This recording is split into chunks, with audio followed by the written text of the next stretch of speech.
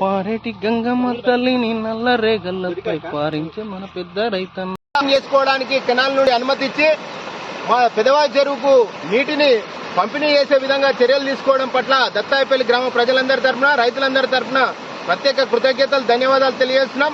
గతంలో పాలించినటువంటి 10 సంవత్సరాలు పాలించినటువంటి ఇక్కడ స్థానిక ఎమ్మెల్యే గారు కానీ ఇక్కడ ఉన్నటువంటి గతంలో ఉన్నటువంటి మంత్రులు కానీ ఆ ప్రభుత్వం కానీ ఏనాడు చేయనటువంటి పనిని మా గౌరవనీయులు పెద్దలు బీర్ల ఐలన్న గారు రైతాంగం రైతుల కోసం రైతు ముద్దుబిడ్డ కాబట్టి ఆయనకు బడుగు బలహీన వర్గాలు రైతుల కోసం ఎంత తాపత్రయపడతాడు అనేది ఈ రోజు ఈ పని చూడంగానే మనకు అర్థమవుతుంది.